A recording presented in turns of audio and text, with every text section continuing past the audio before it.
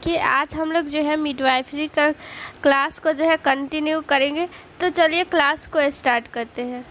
तो देखिए, इससे पहले का जो है हम लोग क्वेश्चन कर चुके हैं, लेकिन ये हम लोग को आज क्वेश्चन करना है। तो इसमें जो है हमारा फर्स्ट क्वेश्चन है कि रेबीज मुक्त देश कौन सा है। इसमें से जो है 4 ऑप्शन दिया हुआ है। इस चारों ऑप्शन में से बताना है कि रेबीज मुक्त देश कौन सा है। चीन, ऑस्ट्रेलिया, रूस, फ्रांस। तो इसका राइट आंसर क्या हो जाएगा? इसका राइट आंसर हो जाएगा ऑप्शन नंबर सी, यानी कि रूस जो है वो रेबीज मुक्त देश है। रेबीज क्यों होता है, कैसे होता है और किस कारण होता है, ये हम लोग जो है आगे देखेंगे। ठीक है, चलिए अगला क्वेश्चन देख लेते हैं। यहाँ पे आप लोग को पूरा डिटेल जो है पता चल जाएगा कि रेबीज जो है क्यों होता है। ठीक है, चलिए निम्नलिखित में से किस जानवर के काटने से मानव रेबीज नहीं होता है। यानी कि ये ऑप्शन आप लोगों को चारों देखना है और इसमें से कौन सा ऑप्शन सही होगा जिसके काटने से रेबीज नहीं होगा और बाकी सारे के काटने से जो है वो रेबीज होगा। तो देखिए, ऑप्शन नंबर फर्स्ट है कुत्ता, ऑप्शन नंबर बी है घोड़ा, सी है माउस और डी है कैट। तो इसका राइट आंसर हो जाएगा ऑप्शन नंबर सी, यानी कि माउस हमारा जो है वो राइट आंसर हो जाएगा। माउस के यानी कि चूहा के काटने से ही वो रेबीज बीमारी नहीं होता है। चूहा के काटने से जो है वो एक अलग बीमारी होता है, तो और वो बीमारी है प्लेग। तो प्लेग जो है वो चूहों के काटने से होता है, ना कि जो है चूहा के काटने से रेबीज होता है। और कुत्ता, घोड़ा और कैट ये सारे जानवर के काटने से जो है वो रेबीज बीमारी हो सकती है। रेबीज बीमारी क्यों होती है? तो रेबीज बीमारी जो है एक रैबिडो वायरस होता है। रैबिडो वायरस होता है, ये इन सबों जानवर के जो है लार होता है, उन सबों के लार में जो है ये रैबिडो वायरस पाया जाता है। तो ये रैबिडो वायरस जब शरीर में प्रवेश कर जाता है, जब वो काटेगा तो ब्लड के माध्यम से जब अंदर चला जाएगा तो वो हो जाएगा हम लोग को रेबीज बीमारी। और इस रेबीज बीमारी से कौन सा अंग प्रभावित होता है? तो तंत्रिका तंत्र ही प्रभावित हो जाता है। ठीक है, यानी कि तंत्रिका तंत्र ही प्रभावित हो जाएगा तो हमारा मस्तिष्क में क्या होता है? तंत्रिका तंत्र। तो तंत्रिका तंत्र ही प्रभावित हो जाएगा तो मस्तिष्क ही काम करना बंद कर देगा। तो मस्तिष्क जब काम करना बंद कर देगा तो वो आदमी क्या हो जाता है? पागल हो जाता है। तो रेबीज बीमारी जो भी होता है तो वो जो है अधिकतर उसका पेशेंट जो है वो पागल हो जाता है। ठीक है, चलिए अगला क्वेश्चन देख लेते हैं। अगला क्वेश्चन आप लोग पढ़िए, देखिए। रेबीज वैक्सीन बनाने के लिए किस वायरस का उपयोग किया जाता है? तो ऑप्शन नंबर फर्स्ट है जंगली, एस्ट्रिड और फिक्स्ड की लाइव छीन। तो इसका राइट आंसर हो जाएगा ऑप्शन नंबर सी, फिक्स्ड जो वायरस होता है वो रेबीज जो है वैक्सीन बनाने में मदद करता है, यानी इसी से जो है रेबीज वैक्सीन बनता है। चलिए अगला क्वेश्चन पढ़ लेते हैं। अगला क्वेश्चन क्या कहता है? प्लेग किसके द्वारा फैलता है? यानी कि देखिए, पिछले क्वेश्चन में आप लोगों को बताए थे, तो इसका आंसर जो है आप लोग कमेंट में ज़रूर बताइएगा कि इसका आंसर क्या होगा। तो ऑप्शन नंबर फर्स्ट है हार्टिक और सेकंड है ऑप्शन नंबर बी है सॉफ्टिक और सी है चूहा पिस्सू और डी है हारना।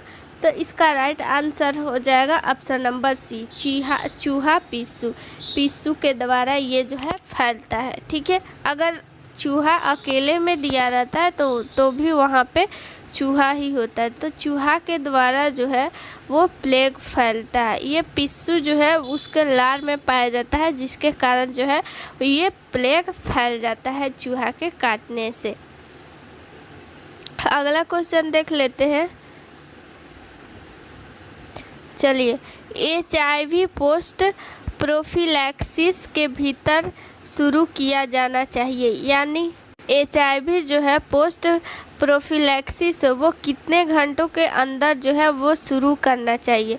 तो ऑप्शन नंबर फर्स्ट है 24 घंटा, सेकंड है 48 घंटा की 72 घंटा की 6 घंटा।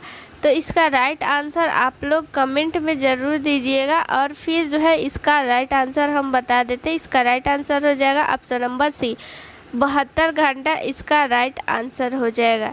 चलिए अगला क्वेश्चन कहता है HIV लंबवत संचरण को रोकने के लिए सबसे प्रभावी है।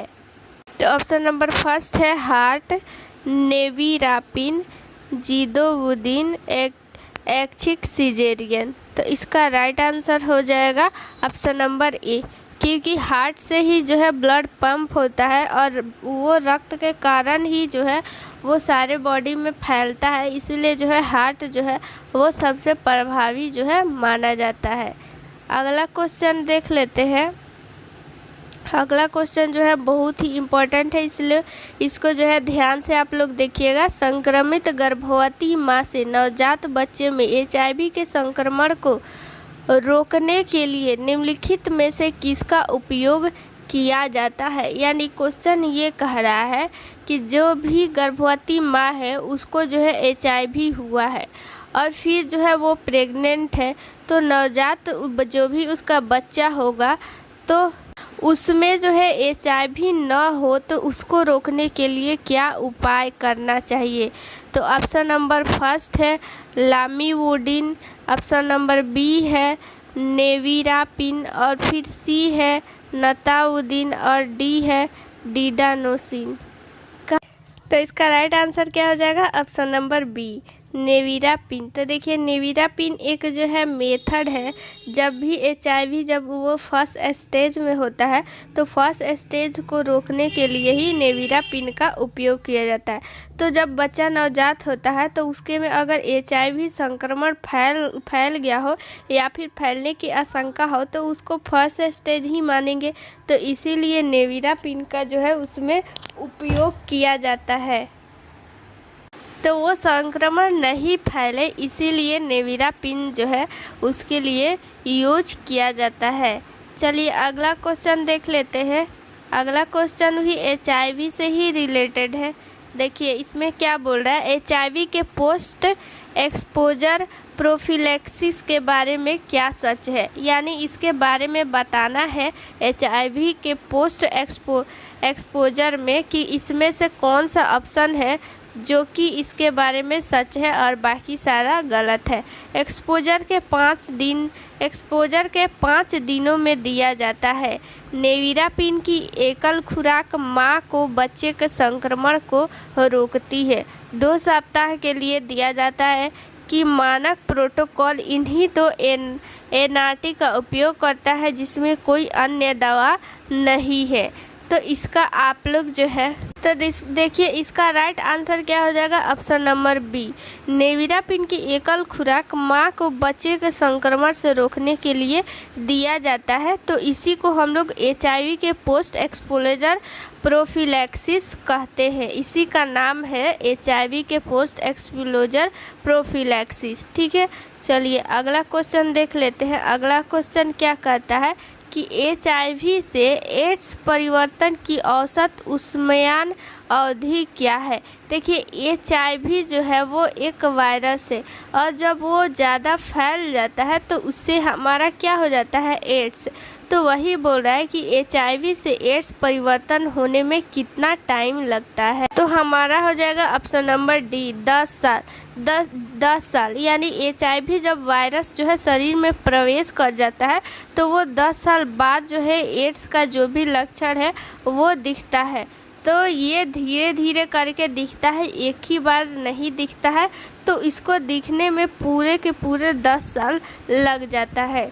ठीक है, चलिए अगला क्वेश्चन देख लेते हैं। HIV से ही रिलेटेड है कि देखिए HIV संक्रमित बच्चों को कौन सा टीका नहीं देना चाहिए।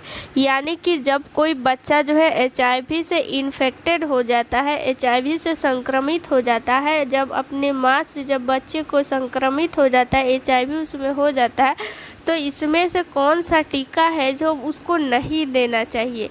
DPT की OPV की हेपेटाइटिस B की टाइफाइड का टीका। तो इसका जो हो जाएगा ऑप्शन नंबर बी, बहुत ही इम्पॉर्टेंट क्वेश्चन है। इसको जो है आप लोग याद रखिएगा कि HIV संक्रमित जब बच्चा हो जाता है तो उसको हम लोग जो है OP भी जो है वो नहीं पिलाते हैं, नहीं पिलाना चाहिए। तो इसका राइट आंसर OP भी नहीं, यहाँ पे हो जाएगा टाइफाइड का टीका। ठीक है, टाइफाइड का टीका जो है, जो भी HIV संक्रमित बच्चा होता है उसको जो है वो टाइफाइड का टीका नहीं लगता है, ये आप लोग याद रखिएगा। ठीक है, ये बहुत ही इम्पॉर्टेंट है, आप लोग याद रखिएगा। टाइफाइड का टीका जो है वो संक्रमित बच्चों को नहीं देना चाहिए। क्या नहीं देना चाहिए? टाइफाइड का टीका। चलिए अगला क्वेश्चन देख लेते हैं। ये जो है अभी इसमें बहुत सारा क्वेश्चन बचा हुआ है, तो इसको हम लोग कल देख लेंगे और मिलते हैं नेक्स्ट वीडियो में। Thank you.